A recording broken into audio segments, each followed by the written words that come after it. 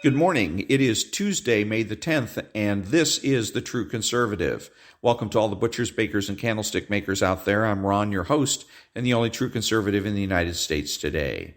So after the daily declaration for spiritual warfare and the Pledge of Allegiance and the Star-Spangled Banner, we will have Don't Go Along, No Free Lunch, The Collapse of Parenting, Chapter 9, and the first part of Chapter 2 from the book Hondo. All that and more when I get back.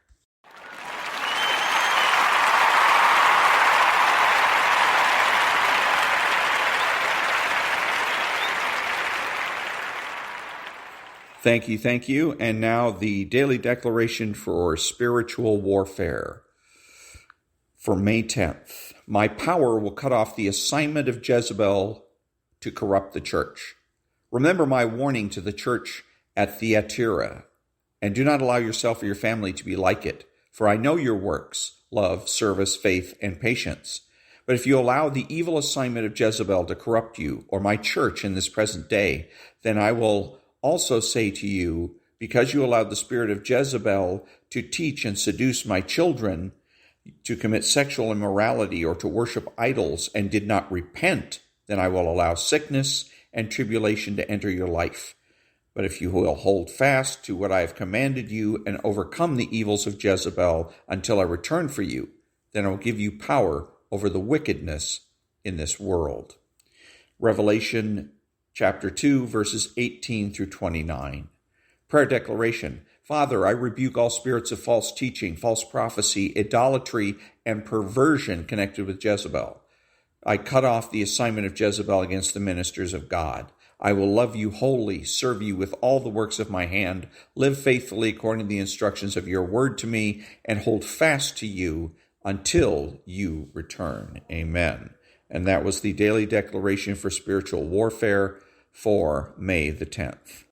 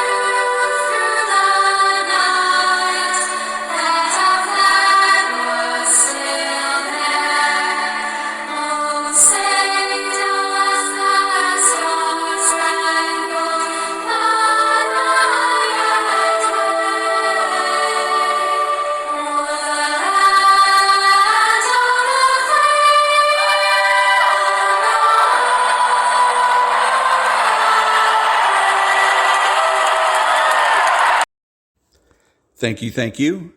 Who is the true conservative? He is religious. He is patriotic and uses common sense.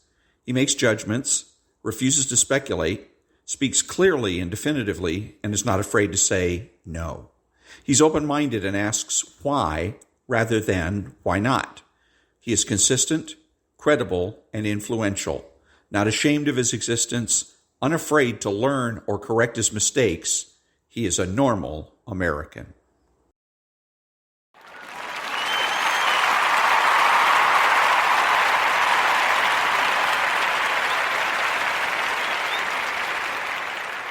Thank you, thank you.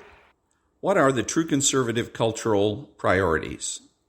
Bring back the admiration of intelligence, morality, and beauty.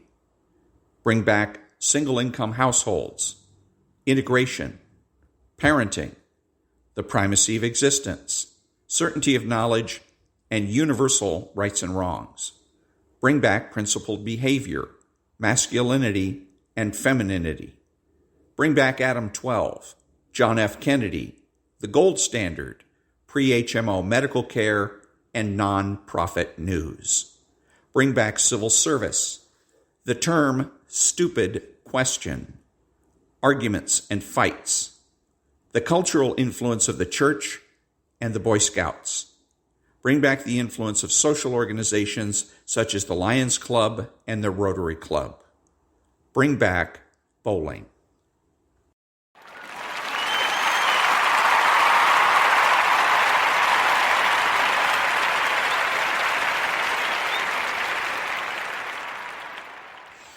Thank you. Philosophy. As Ayn Rand noted, everything we do is rooted in philosophy. The foundation of our philosophical thinking is the benevolent universe premise. True conservatives know, by the evidence of their senses and the use of their mind, the reality that the universe is benevolent and that success is to be expected. The left pretends that the universe is malevolent and that the failure is to be expected. Furthermore, true conservatives know that if a tree in a forest falls and no one was around to hear it, it still made a sound. That all knowledge is acquired and not innate, and that all moral standards and standards of beauty are universal.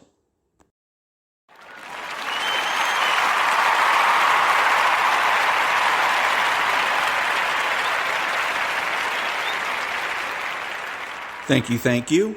Politics. All politics comes down to one thing: change. Whether or not to change, how, when, where, and why. All political positions, therefore, relate to one's position on change. The people that make the presumption for change are on the political left, and those who make the presumption for the status quo are on the political right. Everyone who makes the presumption for change is looking, ultimately, for a perfect society. Everyone who makes the presumption for the status quo accepts the imperfectibility of society and agrees to change only when there is an obvious case for change. The true conservative, and only the true conservative, is on the right. Everyone else is on the left. There is no middle and no neutral. The cafeteria is closed.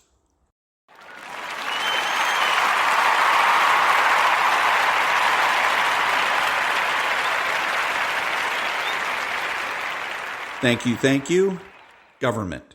All governments are about securing rights. In the case of tyrannical governments, the rights of the government. In the case of democracies and republics, the rights of the individual. It's one or the other, not both. Any civilization that divides rights between the individual and the government will not remain civilized for very long.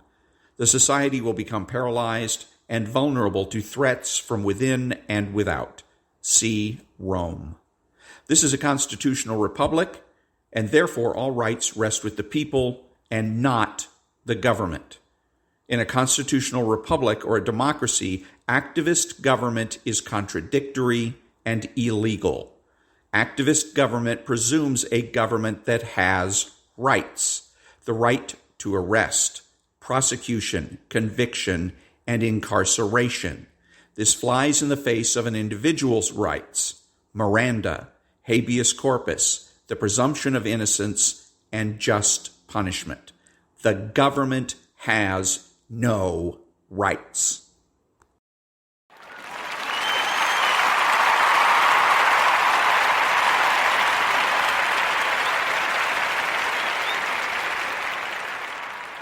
Thank you. So one of the things that just occurred to me with the protests, there's a lot of protests apparently going on at the houses of the Supreme Court justices. And so everybody keeps talking about, and usually it's the left that starts this, as long they seem to think that anything and everything is okay as long as it's peaceful.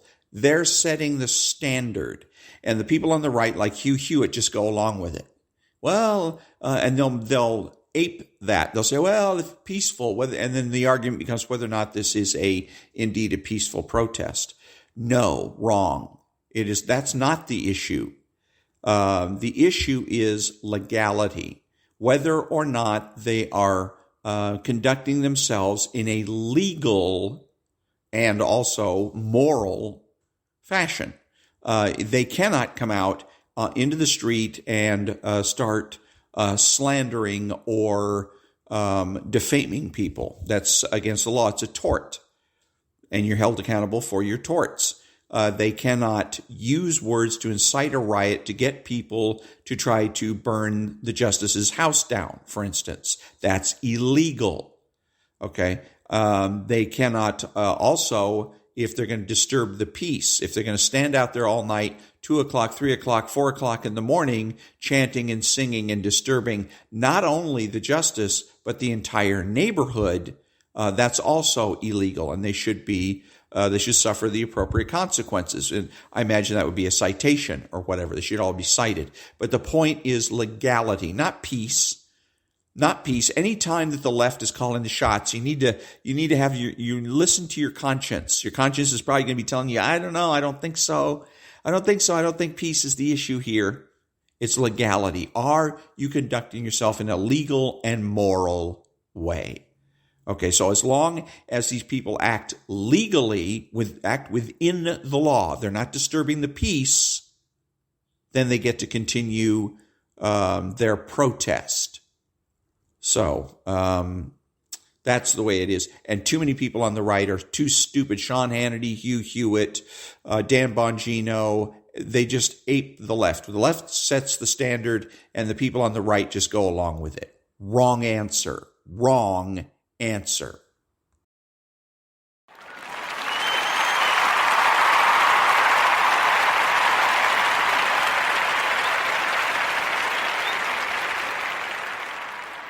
Thank you. And now the collapse of parenting, chapter 9, and this whole section is on the solutions to the problems for regarding the collapse of parenting. And chapter 8 was about humility. I want to say something real quick about humility. The one thing I think he really glossed over when I was thinking about it today was that the ultimate in terms of humility and what it really means to teach your child to be humble is one simple thing: follow the rules. Whatever the rules are, wherever you happen to be, follow the rules. There's nothing more humbling or humble than following the rules. Whether you're at school or at home, you follow the rules. He had a little story in the last chapter, Dr. Sachs did, where he was talking about parents, and their rule was that if you're at home on Sunday, then you work. And Sunday was work day to get things done around the house and fix fences and blah, blah. And he was implying that it was the work itself that was humbling, and it is not. It was following the rule. The rule at home was, you're here on a Sunday, you are working. Okay? And so that's the essence of being humble. Wherever you go, you follow the rules. If you're on the road, you follow the rules of the road. Stop sign means stop, not slow down and what's known as a California stop, where you sort of slow down and then you never come to a complete stop. So you obey the rules of the road. When you're at school, you obey the rules of school. When you're in somebody else's house and they're asking you to do things a certain way, you do them that way. And if you're at work and your bosses are asking you to do things a certain way, you do them that way.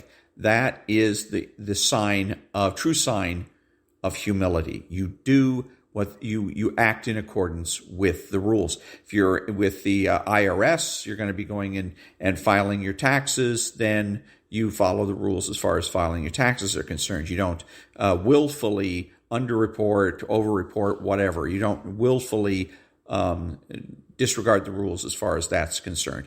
Everything where there's rules, you follow the rules. That's the sign of humility. So what those kids were doing when they were at home and is that they were being humble, but it wasn't because of the work. It was because they were following the rules. So very often the problem is that you find in households in which kids don't have chores, then there are fewer rules for them to go by, and that may be the point where they start getting arrogant, thinking that when I'm at home, there are no rules. I can do whatever I want to do, and it's not the case. So whether it's if you have maids and people that go out and do your yard or whatever, there still has to be certain rules. You get home by a certain time. With my parents, if I was out with the kids and we were playing football or whatever, and we were told, be back by a certain time, be back by the time it's dark, be back by 5 o'clock, whatever it is. Usually it was be back by dinner time. And so that was the rule. And if I disobey the rule, that's a sign of arrogance. And sticking within that rule, being home by that time, is a sign of humility. It isn't having dinner together that's the sign of humility. It isn't fixing a fence that's a sign of humility. It's following the rules. And everybody, no matter who you are, has to follow rules. So now we're on to chapter 9, and it's called The Second Thing, and it says, enjoy. I see it almost every day I'm in the office. Parents who don't really enjoy their time with their son or their daughter.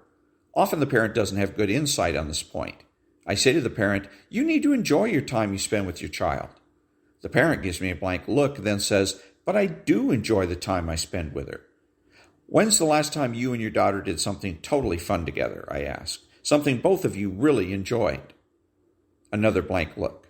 Finally, Mom says, we've just been so busy recently. She has so many after-school activities, and then there's homework. We did go to Disney over spring break, though. Enjoy the time you spend with your child. On first blush, this advice seems so bland, so trivial, as to be almost devoid of content. But it's not. The surprising truth is that most American parents, especially mothers, do not enjoy much of the time they're spending with their children. Spending fun time together with your child is not an optional elective to be squeezed in after the day's required work is done. It's essential. You have to plan for it. You have to insist on it. You must make time for it. Caden was 8 years old when his father was able to change his attitude with one day on the mountain. If Caden had been 15, it might not have been so easy or happened so quickly. The younger child, the easier it is to change the child's attitude about fun and about you. Teenagers are more of a challenge, but not always. Bronson Brunel is an all-American teenage success story. As captain of his high school basketball team, he led the team to the Minnesota State Championship. He was also an all-conference football player. He played tight end.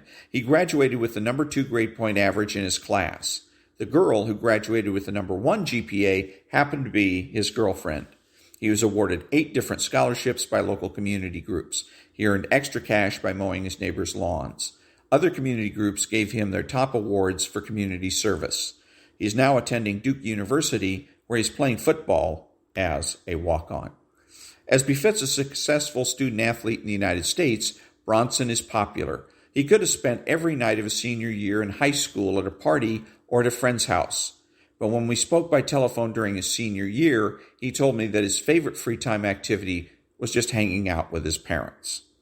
On more than one occasion, he declined invitations to parties in order to stay home and play board games with his parents or watch old movies with them. Having spoken with both Bronson and his older sister, Marlo, I'm pretty confident that their parents are just right parents in the sense that they are both strict and loving. Marlo told me how upset she sometimes was with her parents when she was a teenager. She wasn't allowed to get her ears pierced until she turned 13. She was never allowed to see an R-rated movie until she was 17, and she had to give her parents advance notice of the movie she was going to see. She was never allowed to be home alone with friends. At least one parent always had to be present. Her father insisted on interviewing every boy before the boy was allowed to date Marlo. She was never allowed to bring a boyfriend upstairs, even though her friends were engaging in all sorts of private trysts in their bedrooms. All through high school, I told my parents, I'm going to be in therapy for the rest of my life because of all the terrible things you're doing to me, Marlo told me. I was always the odd girl out, the girl who wasn't allowed to do stuff that everybody else was doing. Then I went to the University of Virginia, and after about 2 years there, seeing all the kids who were falling apart and who were doing all kinds of crazy things to wreck their own lives, I suddenly realized I'm not going to have to be in therapy now or later because of the way my parents raised me. Despite, or perhaps because of, their parents' strictness, both Marlo and Bronson enjoyed spending time with their parents. The Brunos, mom and dad, don't do anything extraordinary. They play board games with their kids, Monopoly. They watch old movies together. They play a family baseball game. Dad and Bronson like to shoot pool or play golf together. Little things make the best happiness. And so that's all that I'm going to be reading for chapter 9. And next time it's going to be chapter 10, the third thing, the meaning of life, which is interesting. But anyways, on this chapter, again, I think that it's not so much the fun. As I've said, I think really if you want to connect with your kids and you want your kids to treat you the way these two children in the example treated them, and what he's not covering here, and I think if he asks some questions, he'd find out that these parents are assets. These parents are vital advisors. The best thing a parent can be to a child is an advisor. Okay? And then you're approaching that also with following the rules. Telling the children, look, you have to get in the habit of following the rules, because for the rest of your life, you're going to have to follow rules. Okay? Inside the home, outside the home. The sooner you get used to following rules, the better it is going to be for you. The easier it's going to be for you. The other thing is, again, is being, like I said, the advisor. You, as a parent, have a tremendous amount of experience that your children don't have. So you can make that connection with them by, when they have problems and issues, sit down with them and say, okay, look, you're having a problem with one of the kids at school. I've been there. It happened to me. When I went to school, I had a similar situation. This is what I did. Maybe you did it right. Maybe you did it wrong. Either way, you can help your child. You can say, I did it this way. I ended up getting in trouble. Don't do it that way. Don't do it that way. You can talk to them about peer pressure. How do you deal with peer pressure? How did you deal with it when you were a child? How do you deal with it now? Have you learned things about dealing with peer pressure? Make your child's life easier, so that when your child goes to school, he or she knows how to handle themselves, and they're not scratching their head trying to figure it out on their own. There's a lot of kids that are left to figure things out for themselves. The parents literally let them learn by hitting every pothole in the road. And to me, that's not only irresponsible parenting, you're a bad human being. You're just a bad human being. You wouldn't allow your children to find out about electricity by letting them stick their fingers in an electric socket, right? So why would you do any of the other? Why would you let them get drunk to find out what it's like to have a hangover? No. You don't do that. You already know about all of these things. You were an adult, maybe when you're 21, you went out, you got drunk, you had a hangover, and you tell your kids, yes, there's a lot of pressure. Other kids are talking about getting drunk or high or whatever, but I've been there. This is what the experience is really like that your friends are not going to tell you. So, and these are the potential dangers that you might find yourself in. And sometimes it's not only your experience, but what you can. There was a situation in Southern California where 2 or 3 guys were at a house, and I don't remember whose house it was, and they were getting drunk. Everybody's getting drunk. There's one girl, 2 or 3 guys. So she passes out, and at least one of them started having sex with her while she was passed out. And then, to be really bad about it, they taped it, I guess for their further amusement or whatever.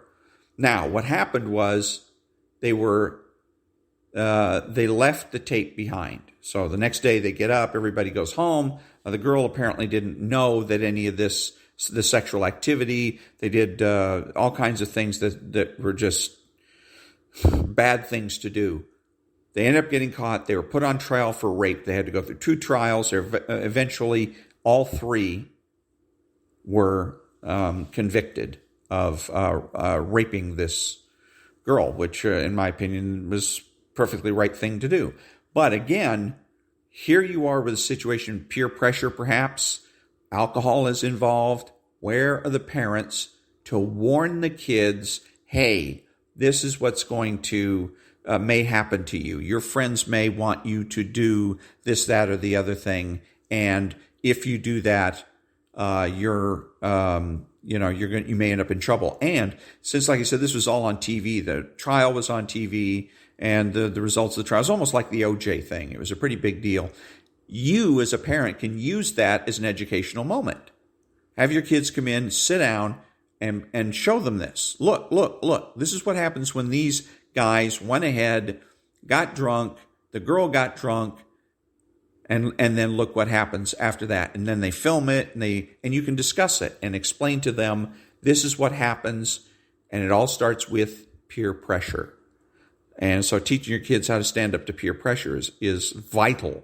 But the point is experience. You can tell your kids about your experiences, both successful and unsuccessful, and make their lives easier. And when they go to school and they're out and about and their lives are easier and better, and they can see that, because like what the one girl said when she went to the University of Virginia, she says, wow, I found out, I had this epiphany. Wow, I'm not going to have to go to therapy because of what great parents I had. Okay, parents stepped in and made a difference, shared their experience with her, and so she doesn't have to go through the trial and error mistakes that all of her friends are making. Make your kids' life smoother. They're going to stay attached to you because they're going to figure out real quick, my peers, they don't know what's going on. They don't know what's happening because they have no more experience than I do. They may mean well, but they don't have the experience. My parents have the experience. So they're going to cherish you as parents. They're going to come to you for advice. They're going to come to you and ask you, hey, you know what? Billy said this, or he wants me to do that. And I don't know, it doesn't sound quite right. What do you think? And that may be the very moment in which you help to save your child from having some major problems, major heartaches, maybe even being part of a rape conviction. So again, share your experience. That's the key. That's where you're again, going home just because the parents are fun. I don't think so, because everybody's fun.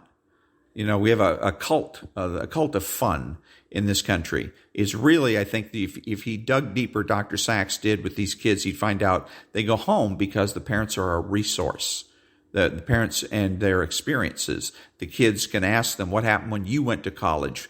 Did you get in parties and keggers and things, and the parents probably tell them, this is what happened to us, this is what we did, we avoided this and avoided that, and things worked out and for us very well.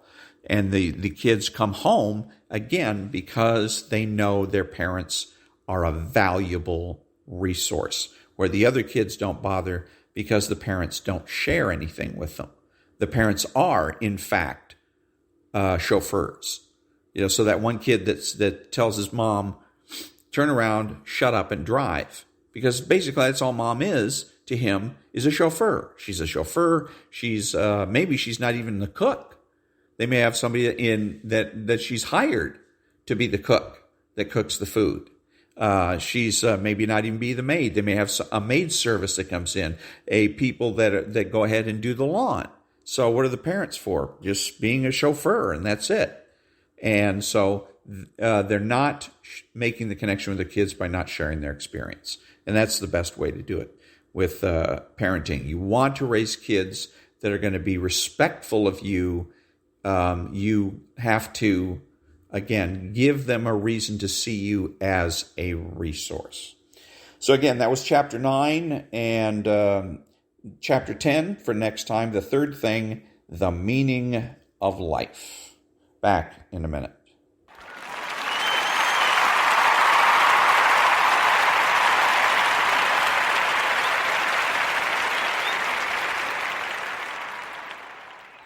Thank you. And now chapter 2 of the book by Louis L'Amour called Hondo. It was hot and still in the afternoon sun. The boy perched on the corral bars and watched Hondo Lane lead the line-back dun through the gate, then replace the bars. From the lean-to he got a sack of grain and put it across the saddle. The dun humped his back and sidled nervously away, but when Hondo walked off leading him, he hesitated only briefly, then followed along. The Mustang was used to rope and had probably been saddled before, but not often. Angie Lowe had said that he had never been ridden and there was little time to waste. Hondo walked around the yard a few times, then removed the grain sack and proceeded to take off and put the saddle on several times. He glanced at the boy. "Get some used to it," he said. "He'll learn it's nothing to be scared of. First thing they've got to know, not to be scared. After that, if they find out the man in the saddle is boss, then they'll do to ride." He talked to the horse a bit, then stripped off the saddle and bridle, returning him to the corral. As he did so, Hondo stepped back and looked around at the hills, a slow, studying glance. Angie Lowe came from the house, and the boy trotted away and began picking up sticks from under the cottonwoods where a few dried twigs and branches lay. "It surprises me that you picked the most savage horse," Angie commented. "He's always been a fighter. Wouldn't give a plug nickel for one, wouldn't fight. Horse without spunk will let you down when the going gets tough." He glanced toward the woodpile and then at the boy, starting toward the house with an armful of kindling. "Only fair I should trade kindling for a meal." He picked up the axe and placed a chunk of wood against a log in position for splitting. Then he glanced at the axe. It had no edge. Obviously, it had not been sharpened in some time. It was equally obvious that it suffered much misuse. "No edge," he said. "I'll turn the grindstone if you'll hold the axe, Miss Lowe." "I'll be glad to. That axe has been driving me crazy." The grindstone was a heavy, old-fashioned type and turned heavily. He started the stone turning, and the rasping whine of steel against stone cut into the air. The clear, still air of the afternoon. He paused in the turning and poured water in the funnel-shaped can that allowed slow drops to fall on the turning stone. "You were raised here on the ranch, Mrs. Lowe?" "Yes, I was born here. My husband was raised here on the ranch, too." He glanced at her, starting the wheel turning again, watching her intent eyes as she moved the axe against the turning stone. He found himself liking the stillness of her face. She was, he suddenly realized, a beautiful woman. Even the hardness of desert wind and sun had not taken the beauty from her skin, but there was a shadowing worry around her eyes that disturbed him. It made no sense, a woman living like this. Not this woman, anyway. Maybe she had been born to it. Maybe she was doing a better job here than almost any one woman could be expected to do. It still was not right.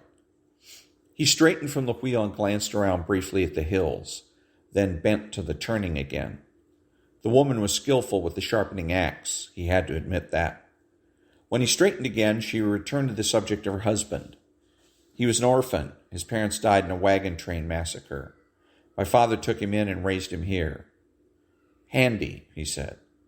The wheel turned again, and the axe showed an edge, carefully honed down now. He straightened, taking the axe from her hands.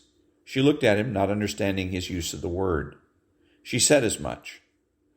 "Figures are against it. Only young fellow in 1,000 square miles. Only young girl in 1,000 square miles. And they get in a whirl about each other. That's what I mean. Handy." I guess it was a coincidence. But they say the right two people are going to meet by an arrangement of destiny. He held the axe in his hands. He looked at her thoughtfully. "You believe that, Mrs. Lowe?" "Yes, I do." He studied her for a minute, and she met his eyes frankly, a little puzzled and faintly excited. He turned away. "Interesting," he said. He walked slowly to the woodpile. There were several logs and a number of large trimmed branches. There were also some stumps that had been grubbed out and some chunks of ironwood. These last were all their name implied, hard as iron, but they burned with a bright and beautiful flame. His first swing of the axe split the chunk he had chosen. Methodically, he went to work, and for a few minutes she stood watching him. There was a beautiful and easy rhythm in his movements. He handled his body as if it were all one beautifully oiled and coordinated machine. Nor was he awkward on his feet, as are so many writing men. He moved, she thought, like an Indian. He did not look up, moving easily from stick to stick. He cut through the log, then cut through it again, handling the axe with the skill of long use. Several times he paused. Each time his eyes circled the hills rimming the basin. Keeping clear of the axe, the boy gathered the big chips into a neat pile, watching as Hondo swung the blade, sinking it into a log for the last time. Hondo straightened. "Son, always sink the blade into a log when you've finished cutting wood. The edge stays clean of rust." Angie walked from the house, watching him repile the wood to keep too much of it from becoming rain-soaked at any one time. As he piled it, the boy looked at Sam, who watched from close by. The child hesitated, looked longingly toward the dog, then at Hondo. "Pet?" "You do what you want to, young one." Hesitatingly, the boy reached his hand toward the dog. Sam bristled, then snapped. The boy drew back quickly, frightened and half ready to cry. Angrily, Angie turned on Hondo. "Really, Mr. Lane, if you knew the dog bites, why would you—" "Mrs. Lowe," Hondo said patiently, "I told the boy earlier not to touch the dog." But still he wanted to pet him. People learn by getting bit. The youngster learned. To cover her confusion, she turned sharply on the boy. "Johnny, don't ever touch that dog again." Johnny looked up at Hondo, and Hondo grinned, dropping a hand to the child's head. "Don't let it get to you, old-timer. You'll get snapped at a lot in this life. Might as well get used to it. Don't trust nothing too much."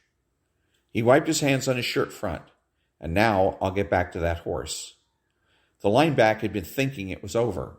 He was losing his fear of the saddle and bridle, for already he had discovered they did him no harm. But he did not like the bit, and he did not like being led around. Yet he'd learned the folly of fighting a strangling noose. He stood quietly, trembling a little as Lane came down the rope toward him. He submitted to being tied, and although he jerked his head back several times, he finally took the bit. He worked it in his jaws, not liking it. He jumped a little and tightened when the blanket was thrown over his back, and then the saddle. Later he would learn to blow himself up against the girth, but he had not discovered as yet. He felt it tighten and tensed again. The man's voice was soothing, and he was so sure of himself that the horse almost unconsciously relaxed. Then he was led outside, and the man gathered the reins. Angie, half frightened, had come to the door to watch. Johnny clutched her hand, wide-eyed and excited.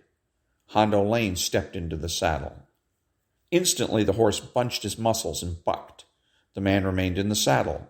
Angrily, the dun tried to get his head down so he could really go to bucking, but the man in the saddle kept his head up. Then suddenly the reins slacked a little and the lineback began to pitch. He buck-jumped across the yard, swapped ends swiftly, and tried to throw himself over backward, yet the man stayed with him. There was a certain brutal beauty in the struggle between man and horse. The Mustang, given his chance, decided to make a fight for it. Infuriated by the thing clinging to his back, the powerful horse bucked wildly, but the man remained in the saddle, seeming to anticipate the horse's every move. He swayed and bobbed with the maddening plunging of the horse, but stuck to the saddle and even seemed to urge the lineback on to do his worst. And the lineback liked to fight. He put his heart and his powerful muscles into the battle, and with all the fiendish ingenuity he had acquired in his years on the range and inherited from his bronco ancestors. It was a good battle. Dust arose, leather flew from the plunging horse, but Hondo Lane stayed in the saddle. And suddenly the horse lunged into a run. He raced down the trail, went under a low branch, and tried to charge into the brush. But Lane was ready for him and swung him into the trail, and they went up and over the hill with no obvious slackening of pace. Behind them the dust settled. The yard was empty of turmoil. The trail dust settled. The skyline of the hill remained empty. Angie waited while the slow minutes passed. Johnny tugged at her hand. "Mommy, will he come back? Will the man come back?" "Yes, Johnny," she replied quietly. "He'll come back. I'm sure of it." Yet as the slow minutes dragged by, she began to wonder if he might be lying up there with a broken leg, or if the horse was still pounding off into the desert on that furious run. She watched the skyline, and the skyline was empty. Nervously, she bit her lip, then shaded her eyes to look again, circling the hills as she had seen him do, and as she often did herself. For the first time, she found it impossible to understand her own feelings. There was an element of strangeness about the visitor that disturbed her. But was it only that? Was it his strangeness? Was it the fact that she had been so long alone? Or was there something else? He kept her excited and upset as she had never been around any man. Why should that be? Moreover, and what was far worse, she was sure he knew how she felt.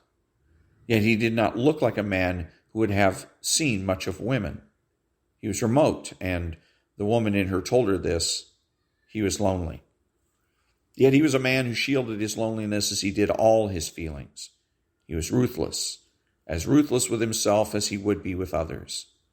Oddly, despite his strangeness, she felt more at home with him than she had ever with anyone else. When he had as much as called her a liar, she had not been offended. The horizon was still empty. She walked back inside and glanced in the mirror, straightening her hair. Her heart was beating strangely, and there was no way for a married woman to feel. No way for any respectable woman to feel. That might be it. That might be the thing that disturbed her so. He made her feel like a woman. He made her feel, yes, that was it. She blushed into the mirror. He made her feel like a female. She turned quickly away from the glass, a little shocked at herself. That was no way to be thinking. He would be back soon, and she must not even allow such thoughts to enter her mind. When he came back over the hill, the dun was lathered, but moving smartly. Lane glanced at the woman in the door and was surprised by the relief in her eyes. Had she been worried about him or the horse? And this was a lot of horse. The dun had fight. He also had speed and bottom. Lane had not allowed him to run himself out, just enough to let the horse know that the rider could handle that too. Then he circled and rode back to the ranch. A lot of horse, all right. Hondo Lane glanced up at the door and at the woman standing there. And that was a lot of woman, too. Slim but graceful, and with a lot of spirit and heart. "Ready to shoe now, ma'am. And while I'm at it, I'll shoe that pair of plow horses of yours. Their hooves are clean grown over the front plate." "Thank you very much. They do need shoeing, I guess." He led the dun to the stable, stripped off the bridle and saddle, and he took a handful of hay and gave the Mustang a brisk rub down. It was a new treatment for the horse, and he took it nervously, needing time to decide whether he liked it. But again, the calm sureness of the man prevailed. There was simply nothing the dun could do about it. He was wary to kick, but he got no chance with this man, who seemed to understand just how he felt. Lane stoked the forge and heated the shoe. Angie watched, impressed. "You'll find everything there." Then she turned to Johnny, who stood watching with excited attention. "You better go to the house and get ready for your nap." Johnny was hurt. "Oh, Mommy, can't I stay?" "You'll do as you're told." Her voice was firm. "Run along now." With a backward glance, Johnny trudged off toward the house, hating to leave the glowing forge and the ringing hammer, hating also to leave this man who treated him so matter-of-factly, almost as if he were a man himself. Angie Lowe looked at Hondo's face from time to time, uncertain as to the best words. There was a point she wanted to get across to him, but everything she could think of to say seemed somehow flat and foolish. Finally, shading her eyes toward the hills, she said, "I don't see any dust coming down from above. I guess my husband's having a hard time finding those strayed calves. Perhaps he won't be home until late tonight." Lane made no comment, continuing with his work. She watched him, noting the deft, sure movements and the easy way he had with the horse. he seemed almost not to have heard her. He might even camp out in the hills and come in tomorrow after you're gone. He'll be so sorry to have missed one of our very occasional visitors. She looked at his face, but there was no indication of feeling or hint of what he was thinking. Suddenly, she was confused and wanted only to get away. And that was the first half of Chapter 2 from the book Hondo by Louis L'Amour. Thank you. I wanted to go ahead and interject a little something here because this really dovetails nicely, this story, with the collapse of parenting and my point about being a resource. If you'll notice in this story with Hondo and the boy, is that Hondo is becoming a resource for the boy. He explains how he is breaking in the horses, or one horse in particular, about how he handles the saddle and why he puts the saddle on and takes it off, etc. And he's also by demonstrating, how he handles the horse when he's actually saddled and in the saddle. He is showing the boy how things are done. And lastly, when he is splitting wood, he is showing this child how to do things. Particularly at the end, he makes sure to let the child know that you sink the axe into the wood so as to prevent rust. All of these things are done because he knows that child may end up be in a position that he's now in, where that child may, when he grows up, have to break in a horse. That child will probably end up having to split wood for a fire. And he needs to know how to handle an axe, including what to do with it when you're done. So Mr. Hondo is Mr. Lane. Hondo is becoming a resource for this child. And we sense that there is what's developing is a bond between the two. There's nothing fun here. They're not having fun. And it has nothing to do with work. The child's not doing any work. The bond is happening because Hondo is sharing his experience with the child. Back in a minute.